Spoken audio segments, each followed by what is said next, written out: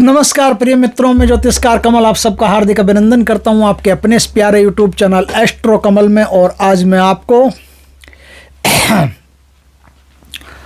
एक ऐसी अद्भुत साधना बताऊंगा जिसमें 108 मंत्र यानी एक माला रोज करनी है। उससे पहले आप सबसे निवेदन है कि एक थोड़ी देर के लिए हाथ जोड़ करके भगवान से प्रार्थना करें कि भगवान प्रेमानंद जी महाराज जो है उनका स्वास्थ्य जल्दी ठीक हो जाए। ऐसे संत की भारत को बहुत ज़रूरत है।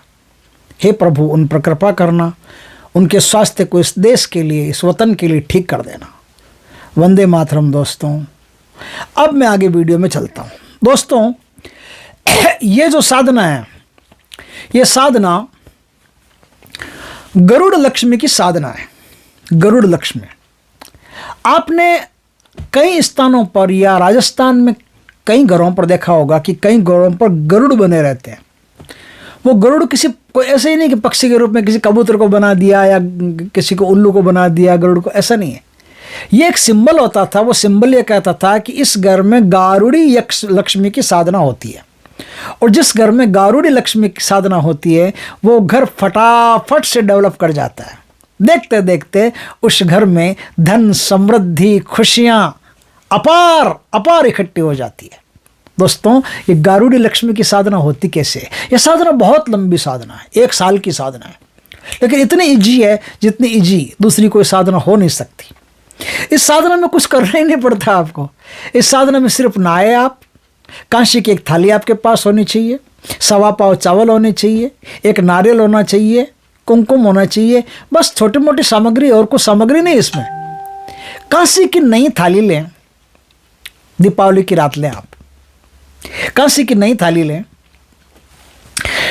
नई थाली में 1.25 पाव चावल आप बिछा दें। 1.25 पाव चावल बिछा दिया, अब उस पर एक नारियल रख दें। सूखा वाला नारियल होता है ना, डम बोलता है वो सूखा वाला नारियल रख दें। उस नारियल पर आप कुमकुम से श्रीम लिखें, श्रीम लिख करके वो वहाँ रख दें।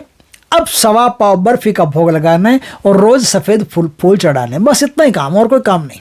रोज़ सफ़ेद फूल चढ़ाने और बर्फ़ी का भोग लगाना है। पहले दिन 1.25 पाव बर्फ़ी का भोग लगाना है, दूसरे दिन से फिर भोग लगाओ नहीं लगाओ, जो भी आपके घर में मीठा मिश्री कुछ भी हो, भोग लगाते रहो, अपने परिवार में बांटते रहो। बर्फ़ी का भोग लगाओगे तो भी आप भोग लगाने के बाद में फिर सुबह अपने परिवार में बांट देना। अब आपको क्या करना है, कमलगट्टे की माला आपके पास होनी चाहिए। कमलगट्टे की माला से आपको एक माला का जाप करना है।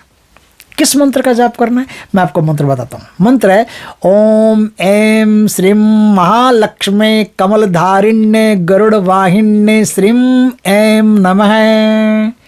इस मंत्र का एक माला का नियमित जाप करना है। बस गुरु पर श्रद्धा रख करके, देवताओं पर विश्वास रख करके, गुरु पर विश्वास रख करके इस साधना को आप करते गए तो 1 साल में इतने सूक्ष्म काम से आपके जीवन में इतने बड़े बड़े बदलाव आएंगे कि आप कल्पना नहीं कर सकते। यदि आप कोई टेंडर वगैरह के काम करते हैं, कोई जैसे सड़क बनाना है आदि, तो इतने बड़े बड़े टेंडर आपके हाथ में आएंगे कि उस साल निश्चित धनवान बनना। आप कोई भी दुकानदारी भी करते हैं तो आपकी दुकान में इतनी भीड़ लगेगी कि निश्चित है आपका धनवान बनना। उस दुकान में फिर आपको ग्राहकों के लिए मुनीम जी ज़्यादा रखने पड़ेंगे, ज़्यादा आदमी रखने पड़ेंगे। हो सकता है कि इस प्रकार की साधना करने के बाद में नोट गिनने में ना आए आपसे, इसलिए मशीन लानी पड़ सकती है। इतनी अद्भुत साधना है। जो भी इस साधना को करेगा, कुतर्क करके नहीं, अब देखना, मैंने कहा तो अपने आप नीचे देख लेना, कहीं ना कहीं कमेंटों में आएंगे, पहले तू कर ले, पहले ये कर ले, पहले वो कर ले, ऐसे कुछ नहीं होता, वैसे कुछ नहीं होता। उनके जीवन में कुछ नहीं होता। जो श्रद्धा से करता है उसी के जीवन में होता है। देखिए, जो शून्य होता है ना, शून्य श्रद्धा से उत्पन्न होता है। और भारत में जब भी कोई साधना करवाई जाती है तो आपको पता हो, इस अंगुली को अलग रखा जाता है, इस अंगुली को अलग रखा जाता है।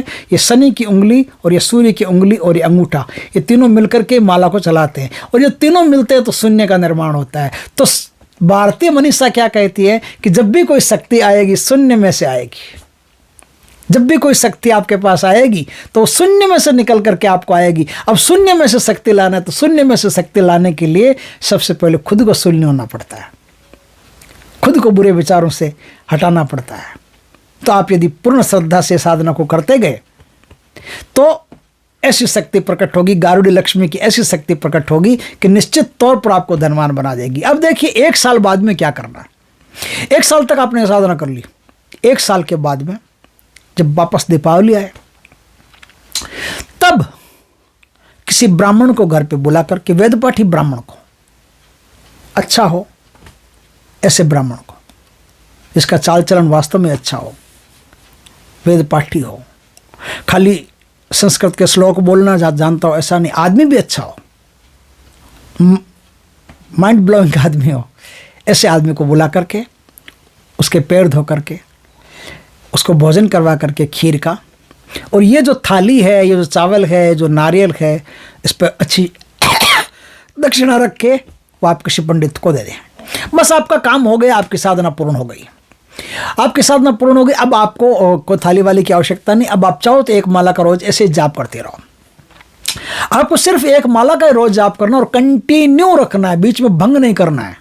हाँ, बीच में कोई किसी के घर में कोई काम हो गया हो, जैसे कोई मर जाता है, अपशकुन हो जाते हैं, तो उन दिनों में तो अलग बात है, लेकिन जब तक आप कर सकते हो तब तक आप करते रहना। जब कोई प्राकृतिक प्रॉब्लम ही आ गई तो फिर आप क्या कर सकते हो, वो तो अपने आप उन दिनों में तो छोड़नी पड़ेगी। तो इस प्रकार से आप इस साधना को करते गए, एकदम सरल साधना, एकदम आसान है। तो 1 साल में आपको धन, समृद्धि, मान, सम्मान, आपके घर में जो आप गरुड़ बना रहे हो वो इतना आलीशान कोठी पर गरुड़ बनेगा कि आप सोच नहीं सकते। और ये गरुड़ उसी का चिन्ह होता है कि इस घर में गारुड़ी लक्ष्मी की साधना हो रही है। तो दोस्तों, वीडियो अच्छा लगे तो लाइक करना, कमेंट करना, शेयर करना। पहली बार हमारे चैनल पर आए, चैनल को सब्सक्राइब करना, पास में जो बेल आइकॉन का बटन है वो दबा देना, ताकि हमारी ज्ञानवर्धक जानकारीपूर्ण वीडियो सबसे पहले आपके पास आ सके। जय श्री कृष्ण दोस्तों।